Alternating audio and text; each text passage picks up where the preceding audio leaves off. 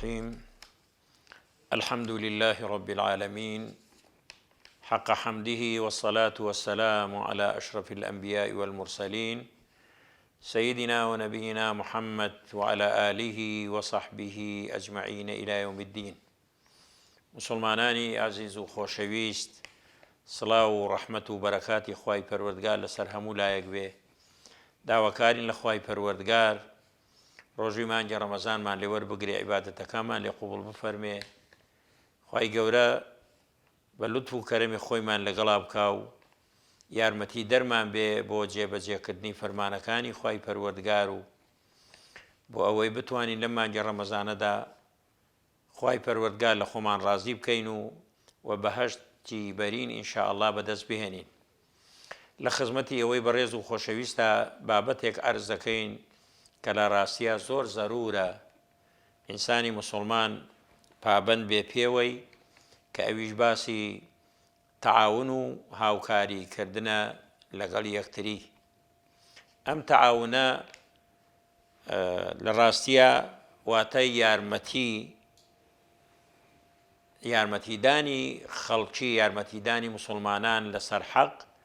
بە ئومێدی پاداشت وەرگرتنی خوای پەروەردگار لە ڕۆژی دواییە. دەرە تەعاون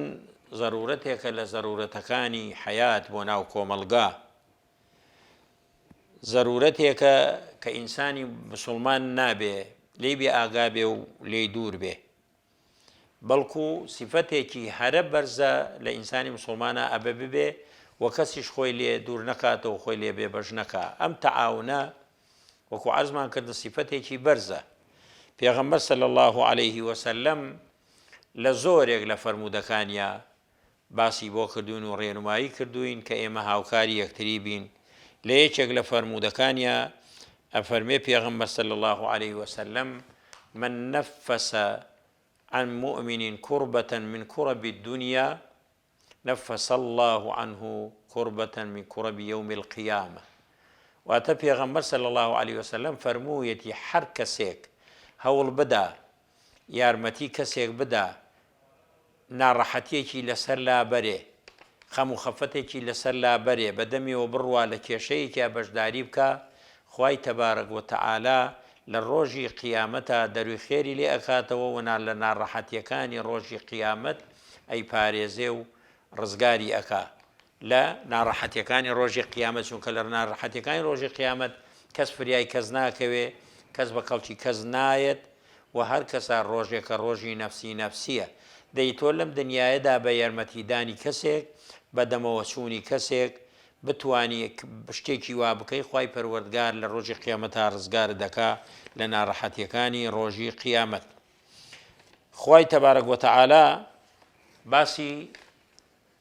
ئەنسارمان بۆ ئەکا، ئەنسار مهاجرین چوونەتە شاری مەدینە، ئەوانەی کە لەوێ یاریدەدەرن لە ئەنسار، خوای تەبارەک وتەعالا باسمان بۆ ئەکا کە ئەمانە سیفاتەکانیان وا بووە کە قورئانی پیرۆز تۆماری کردووە: ويؤثرون على أنفسهم. ئەم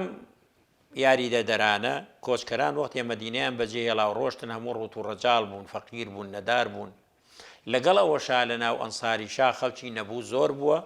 احتیاج زۆر بووە، بەڵام لەگەڵ ئەوەشا لە یەکێک لە غەزاکانە پێغەمبەر صلی الله علیه وسلم ئەو فەیئەی کە دەستیان کەوتبوو، ئەو غەنیمەی دەستیان کەوتبوو دابەشی کرد بەسەر مهاجیرەکانە، واتە بەسەر کۆچکەرەکانە. بەڵام ئەمان هیچ لەلایەن گرنگ نەبوو، هیچ لەلایەن ناخۆش نەبوو، نەیانوت ئێمە یارمەتیمان داون، ئێمە دەرگامان بۆ کردوونەتەوە، ئێمە خزمەتمان کردوون، ئێمە بووینەتە پشتیوان بۆیان. لەبەرەوە ئەو ماڵ و سەروەتە بەلایەن و گرنگ نەبوو کە درا بە مهاجیرەکان. فەزلی مهاجیرەکانیان دا بەسەر نەفسی خوانە لە کاتێکا خۆشیان زۆر پێویستیان بەو یارمەتیە بوو، بەڵام لەگەڵ ئەوەشە هەر پیان خۆش بوو کە بدرێ بە ئەنسار، بدرێ بە مهاجیرەکان، لەبەرەوەیان لە ماڵ و سەروەت و سامانی خۆیان بێبەش بوون و وڵاتیان بەجێ هێڵاوە. ئینسانی موسڵمان خوای تەبارەک وتەعالا وای دروست کردووە و بەرنامەیەکی وا جوانی بۆ ناردووە. پێغەمبەر صلی الله علیه وسلم هەمومانی بەستۆتەوە بە یەکەوە. لە یەکێک لە فەرموودەکانە ئەفەرمێ: المؤمن للمؤمن كالبنيان يشد بعضهم بعضا. ئینسانی موسڵمان بڕواداری ڕاستەقینە ئەوەیە کە پێغەمبەر صلی الله عليه وسلم تەشبیهی کردووە ئەفەرمێ وەکو دیوارێک وان وەکو بینایەک وان کە یەکتریان بەستۆتەوە تێکە وەستایەک دیوارێک دروستەکە خشتەکان بە یەکەوە دەم جەکاوی خۆیان بەسێتەوە تێڵکێشیانەکە مسلمانیش بەو جۆرە پێغەمبەر صلی الله عليه وسلم تەشبیهی کردوون یەکتریان بەستۆتەوە مەربوطن بەیەکە لە دواییە فەرمێ وەشەبەکە ئەصابعه ئاوە پەنجەکانی کرد بە ناویەکە پێغەمبەر صلی الله عليه وسلم ئاوە بە تۆکمەیی یەکتریان باوش پێیا کردەوە خەمی یەکتریە خون و بەدەم یەکەوە ئەڕۆن بۆیە پێغەمبەر صلی الله عليه وسلم بۆ جێبەجێکردنی یەکێک لە بەدەمەوەچوونی خەڵک لە فەرمودەیەکە ئەفەرمێ ئەگەر من بڕۆمە دەرەوە بۆ جێبەجێکردنی کارێکی مسلمانێک برایەکی مسلمان کەسێکی ئیماندار لام باشترە ئیعتیکاف بکەم لەم مزگەوتەی خۆمە یەک مانگ لە مزگەوتی مەدینە مزگەوتەکەی پێغەمبەر صلی الله عليه وسلم کە نوێژێکی بە هەزار نوێژە ئەفەرمێ زۆر لەوە لەلام باشترە ئەگەر بچمە دەرەوە احتیاجی کەسێ دەفەکەم کۆمەکی کەسێ بکەم بەدەم کەسێکەوە بڕۆم لام باشترە لەوە یەک مانگ بمێنمەوە لە مزگەوتە ئیعتیکاف بکەم چ فەزڵێکی گەورەی ئەم هاوکاری کردن و ئەم بەدەمەوە چوون و ئەم یارمەتیدانە ئەگەر ئێمە تەماشا بکەین لەم سەردەمەی ئێستەی ئێمە بەدەمەوە چوون و هاوکاریکردن چەندە زۆرە ڕێکخراوە خێرخوازیەکان ڕێکخراوە خێرخوازیەکان بەدەم خەڵکەوەن یارمەتی خەڵگەدەن لە شارێکی وەکو سلێمانیە تەماشاکەی ئەمە بەرنمەیەکمان هەیە زۆر جار لە کەناڵەکەەوە گوێی لێگرن لە کەناڵی پەیامی لە کەناڵی بانگەواز بازەکرێ لە بەرنمەی بەخشین ئەم بەرنمەی بەخشینە بەدەمەوەچوونی خەڵکە تەماشا بکە کابرا خانووی نییە لە بڕۆتێکە زانیە بێتە خان و خاوەنی خان و خانووی بۆکرێ یارمەتی ئەدرێ موچەی بۆ بڕێتەوە ئەمەلیا دەکرێ یارمەتی ئەدرێ هەروەها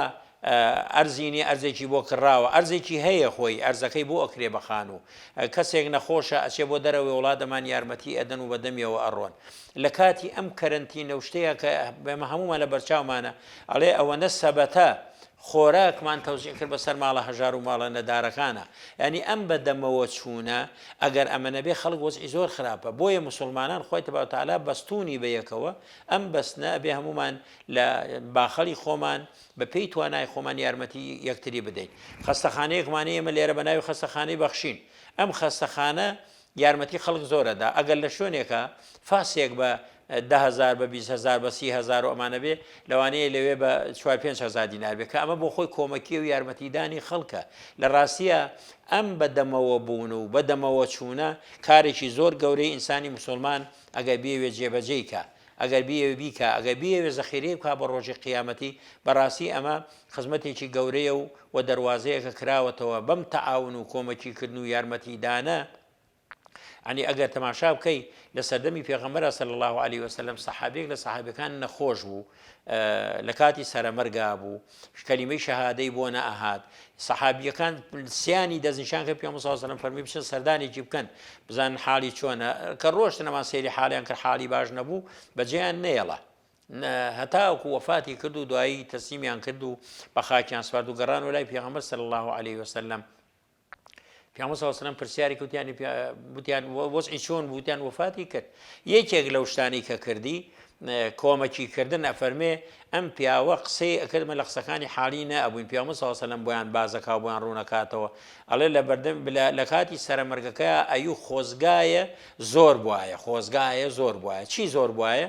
پێغەمبەر صلی الله عليه وسلم فەرمی ئەمە لە حاڵی حیاتی خۆیان وەختێکە ساغ بووە کە تەندروست بووە نابینایەک ئەبینێ لە شوێنێکەوە ئەڕوا بۆ شوێنێکی تر ئەمیش ئەچێ بەدەمیەوە یارمەتی ئەدا کۆمەکی ئەکات تا ئیگەێنێتە شوێنی مەبەستی خۆی دەستی ئەگرێ لە کاتی سەرەمەرگا پاداشتەکەی ئەبینێتەوە ئەم یارمەتی و کۆمەکیە ئەفەرمێ لە کاتی سەرەمەرگەکەیە ئەیوو خۆزگایە زۆر بووە یعنی هەنگاوەکانمان زۆر بووە ڕێگەکە کە بڕیمان زۆر بووە ئەوەنە پاداشتەکەی زۆرە هاوکاریکردنی ئینسانی مسلمان هاوکاریکردنی ئینسانی بڕوادار بۆ یەکتری یەکێتر لەو شتانی کە لە کاتی سەرەمەرگا ئەیوت خۆزگایە هەمووی بواە پێغەمبەر صلی الله عليه وسلم بۆیان ڕوونەکاتەوە فەرمێ کولێرەی پێ بووە فەقیرێک داوای لێ کردو ئەم لە تێ لە کولێرەکەی داوە بە فەقیرەکە لە تێکی خۆی خواردوێتی لە کاتی سەرەمەرگەکە کە ئەیبینێ ئەوەنە پاداشتەکەی زۆرە ئەڵێ خۆزگایە هەموو کولێرەکەم بوایە پێی کراسێکی کڕیوە بۆ خۆی ئەم پیاوە فەقیرە داوای لێکا کراسێکی کراسە کۆنەکەی خۆی دا بە فەقیرەکە و کراسە تازەکە کاتەوە لە کاتی سەرەبەرگا ئەڵێ خۆزگایە کراسە تازەکەم باتێونە پاداشتەکەی زۆر بوو بۆیە کۆمەکیکردن و بەدەمەوە بوونی خەڵک کارێکی ئەوەندە گرانە کارێکی ئەوەندە قورسە بە هەموو کەسێک ناکرێ ئەگەر لێ نەبڕێ ئەگەر لێ نەبڕێ بە هەموو کەسێک ناکرێ بەڵام وەختێکیش کە تۆ دەست پێ ئەەکەی ئیدارە ناکەی ئەگەر یارمەتی خەڵک نەدەی ئەگەر ڕۆژێ چوویتە دەرەوە کۆمەکی کەسێکن نەکرد یارمەتی کەسێکن نەکرد خۆ ئەم کۆمەکیکردنە مەرج نییە هەر بە ماڵ بێ وەختی وا هەیە بە هێزە وەختی وا هەیە بە عیلمە وەختی وا هەیە بە دەسەڵاتە وەختی وا هەیە بە دەستگرتن و بە یارمەتیدانە وەختی وایە بە نەسیحەتکردنە بەدەمەوە بوونی خەڵک لە ڕاستیە ئێمە زۆر جار ئەبینین کۆمەڵێک گەنج لە شوێنێکەوە سەر هەڵەدەن وڵا ئەمڕۆ ئەوە نەبەرمیل لەوتمان لەم زستانەیە تەوزیع کرد بەسەر ماڵە هەژارەکانە بەڕاستی ئەمە تێگەیشتنە لە دین و ئەمە خەمخۆریە بۆ ڕۆژی قیامەت بۆیە ئێمەی مسلمان ئێمەی بڕوادار لە تەعاون و هاوکاریکردن دوور نەکەوینەوە هەرچەندە ئەمڕۆ ڕۆژگارێکە وامان لێ تۆ کە هەر کەسە و خەمی خۆیەتی هەر کەسە و بەلای خۆیان دای ئەتاشە کەس خەمی کەس ناخوا هەموو دوورن لە یەکتری بەڵام با ئێمە بیرکەینەوە لەوەی ئێمە دینێکمان هەیە کە دینی ئیسلامە بەرنامەیەکمان هەیە خی پەروەردگار پێغەمبەری بۆ ڕەوانە کردووە پەیامێکی بۆ ڕەوانە کردوین سەر تا سەری ئەم پەیامە داوای هاوکاریکردنمان لێەکە یەکێک لە سوورەتە کورتەکانی قورئانی پیرۆز سوورەتی عەسر خی تەبارەک وتەعالا وەسفی ئەوانەمان بۆ ئەکا والعەسر إن الإنسان لفي خسر ئینسانەکانەوەی لە خەسارە مەدیان إلا ئەوانە نەبێ إلا الذين آمنوا وعملوا الصالحات وتواصوا بالحق وتواصوا بالصبر یعنی تۆ تەماشا بکە ئەم هاوکاریکردنە تۆ نوێژەکەی بۆ خۆت یەکەی یارمەتی نوێژەکەی بۆ خۆتەکەی ڕۆژوو ئەگری بۆ خۆت یەگری بەڵام وەختێکە لە دوای ئیمانهێنان عەمەلی ساڵح و ئامۆژگاریکردن لەسەر حەق و لەسەر ڕاستی ئامۆژگاریکردنی خەڵک ئەمە هاوکاریکردن و بەدەمەوەچوونی خەڵکە نیعمەتێکە لە نیعمەتەکانی خوا و ئەبێتە توێشوو بۆمان بۆ ڕۆژی قیامەت بە تایبەتی ئێستا لەم مانگی ڕەمەزانەدا ئێمە هاوکاری یەکتری بکەین خەڵک هەیە نەدارە خەڵک هەیە هەژارە خەڵک هەیە پێویستی پێیەتی لە کەم موچەیی لێبڕینی موچە پاشەکەوتی موچە بێکەسابەتی بێدەرەتانی وەک خۆمان هەولی ئەوە ئەدەین ئێوارە بەربانگەکەمان سفرەکەمان پڕ بێ بە هەولی ئەوە بین دراوسەکانمان فەقیرەکان هەژارەکانی ئومەتی پێغەمبەر صلی الله علیه و سلم ئێمە هاوکاریان بین دەستباریان بین یارمەتیان بین بەوەی کە ئیفتارەکەیان ئەوانیش لانی کەم ئەگەر وەک ئێمەش نەبێت تۆزێ لە خوار ئێمەوە بن و ئەم مانگی ڕەمەزانە کارێک بکەین کە ئەوانیش بتوانن بەسکی پڕ بە مەعیدەی پڕ بتوانن ڕۆژەکانیان بگرن ومێد ئەەکەم خوای تەبارەک وتەعالا وامان لێ بکا کە ئێمە هەمومان خەمخۆری یەکتری بین و بەدەم یەکەوە بین تەعاونی یەکتری بکەین کۆمەکی یەکتری بکەین چونکە بەڕاستی ئەم کۆمەککردنە نمونە زۆرە ئەگەر بهێنیتەوە لە ژیانی